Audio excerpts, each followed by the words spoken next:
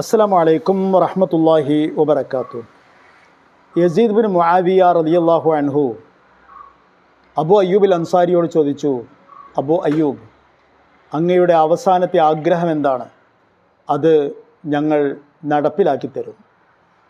അദ്ദേഹം പറഞ്ഞു, എൻ്റെ അവസാനത്തെ ആഗ്രഹം എന്താണെന്നറിയാമോ? ഈ യുദ്ധത്തിൽ നാം വിജയിച്ചില്ല, ശരിയാണ്. യുദ്ധമാകുമ്പോൾ വിജയവും പരാജയവും എല്ലാം ഉണ്ടാകാം, അതൊക്കെ സ്വാഭാവികം മാത്രമാണ്. പക്ഷേ എൻ്റെ ആഗ്രഹം, ഞാൻ ഈ ലോകത്തിൽ, ഞാൻ ഈ വീഴ്ചയിൽ മരിച്ചാൽ നിങ്ങൾ എൻ്റെ മയ്യിത്തുമായി മുന്നോട്ട് പോകണം. കോൺസ്റ്റാൻറ്റിനോപ്പിളിൻ്റെ ഏറ്റവും അടുത്ത്, അതായത് റോമക്കാരുടെ മണ്ണിനോട് എത്ര അകലെ, എത്ര നിങ്ങൾക്ക് അടുക്കാൻ കഴിയുമോ അത്രയും എൻ്റെ മയ്യിത്ത് കൊണ്ടുപോയി അവിടെ ആയിരിക്കണം എന്നെ നിങ്ങൾ മറവ് ചെയ്യേണ്ടത്, അവർ പറഞ്ഞു. മഹാനായ അബൂ അയ്യൂബിൽ അൻസാരി റളിയല്ലാഹു അൻഹുവിൻ്റെ അന്ത്യാഭിലാഷം അതായിരുന്നു. ജിഹാദിൻ്റെ ആവേശം, മരിച്ചിട്ടും തൻ്റെ മയ്യിത്ത് കൊണ്ടും ജിഹാദ് ചെയ്യണം എന്ന താല്പര്യം. യസീദ് ബിൻ മുആവിയ അങ്ങനെ തന്നെ ചെയ്തു എന്നാണ് ചരിത്രം. പക്ഷേ സാഹചര്യം വളരെ പ്രതികൂലമായിരുന്നു.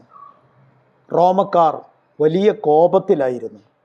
അതുകൊണ്ട് തന്നെ കോൺസ്റ്റാൻറ്റിനോപ്പിളിൻ്റെ അതിർത്തി പ്രദേശം വരെ അവർ അബൂ അയ്യൂബിൽ അൻസാരി റളിയല്ലാഹു അൻഹുവിൻ്റെ മയ്യിത്തുമായി പോയി അവിടെ ഒരിടത്ത് അദ്ദേഹത്തിൻ്റെ മയ്യിത്ത് മറവ് ചെയ്തു, എല്ലാ ബഹുമാനങ്ങളോടുകൂടെ, എല്ലാ പ്രാർത്ഥനയോടും കൂടെ. എന്നതിന് ശേഷം അവർ ആ മയ്യിത്തിൻ്റെ അടയാളങ്ങളെല്ലാം മായ്ച്ചു കളഞ്ഞു. കാരണം അവർക്കറിയാമായിരുന്നു, തങ്ങളുടെ കൂട്ടത്തിലെ വളരെ പ്രധാനിയായ ഒരാൾ ഇവിടെ അടക്കം ചെയ്യപ്പെട്ടിട്ടുണ്ട് എന്നറിഞ്ഞാൽ അവർ ആ ഖബർ മാന്തുകയും മയ്യിത്ത് പുറത്തെടുക്കുകയും ചെയ്യും എന്ന്. അതുകൊണ്ട് തന്നെ അവർ ആ ഖബറിൻ്റെ അടയാളങ്ങളെല്ലാം മായ്ച്ചു കളയുകയും ചെയ്തു. അങ്ങനെ ചരിത്രത്തിൽ അബൂ അയ്യൂബിൽ അൻസാരി റളിയല്ലാഹു അൻഹുവിൻ്റെ ഖബർ അറിയപ്പെടാത്ത ഒന്നായി മാറി. പക്ഷേ അതിനിടയിൽ താരിഖുദ് ദൗലത്തുൽ അമവിയ്യ എന്ന ഗ്രന്ഥത്തിൽ ഈനാസ് അൽ ബഹൈജിയൊക്കെ പറയുന്ന ഒരു ചരിത്രമുണ്ട്. അബൂ അയ്യൂബിൽ അൻസാരിയെ മറവ് ചെയ്യുന്നത് കണ്ട റോമൻ പടയാളികൾ വന്നു. എന്താണ് നിങ്ങൾ ചെയ്യുന്നത് എന്ന് ചോദിച്ചു. ഞങ്ങൾ ഇവിടെ ഞങ്ങളുടെ ഒരാളെ മറവ് ചെയ്യുകയാണെന്ന് പറഞ്ഞു. അവർ പറഞ്ഞു, ഇവിടെ മറവ് ചെയ്താൽ ഞങ്ങൾ ആ മയ്യിത്ത് മാന്തി പുറത്തെടുക്കുക തന്നെ ചെയ്യും എന്ന് പറഞ്ഞു. അത് കേട്ട യസീദ് ബിൻ മുആവിയ പറഞ്ഞു, നിങ്ങളെങ്ങാനും ഞങ്ങളുടെ പ്രവാചകൻ്റെ സ്നേഹഭാജനമായിരുന്ന ഈ വ്യക്തിയുടെ മയ്യിത്ത് മാന്തിയാൽ അറേബ്യ മുഴുവനും നിങ്ങൾക്കെതിരെ ഒരു വലിയ പടപുറപ്പാട് നടത്തും എന്ന് പ്രഖ്യാപിച്ചു.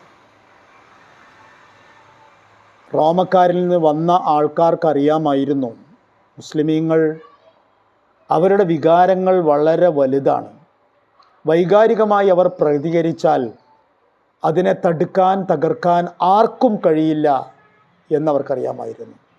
അതുകൊണ്ട് അവരതിന് മുതിർന്നില്ല എന്ന് മാത്രമല്ല, അവർ മറ്റൊരു കാര്യം കൂടി ചെയ്യാൻ നിർബന്ധിതരായി.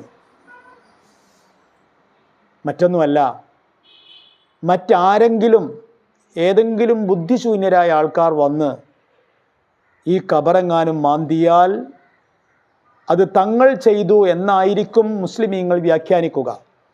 അപ്പോൾ അവരുടെ ഭാഗത്തിൽ നിന്ന് കടുത്ത നീക്കങ്ങൾ ഉണ്ടാകും.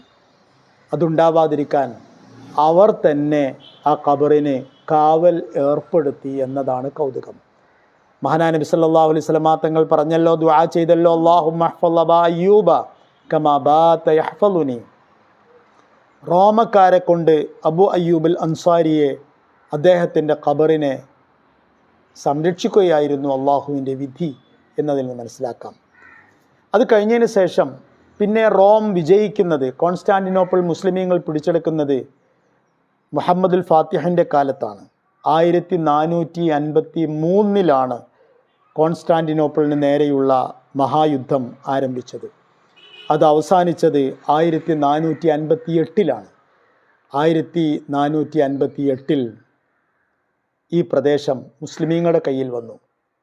പക്ഷേ അബു അയ്യൂബ് അൽ അൻസാരിയുടെ ഖബർ എവിടെയാണ് എന്നറിയാൻ മാർഗമുണ്ടായിരുന്നില്ല. മുഹമ്മദ് അൽ ഫാത്തിഹിൻ്റെ മുർഷിദായിരുന്ന ഷെയ്ഖായിരുന്ന ഒരു വ്യക്തിയുണ്ടായിരുന്നു. ആ വ്യക്തിക്ക് ഒരു സ്വപ്നാടനമുണ്ടായി, അല്ലെങ്കിൽ ഒരു ഇൽഹാമുണ്ടായി. ആ ഇൽഹാമിലൂടെ, ആ സ്വപ്നത്തിലൂടെ അബു അയ്യൂബ് അൽ അൻസാരിയുടെ ഖബറിടം എവിടെയാണ് എന്നറിഞ്ഞു.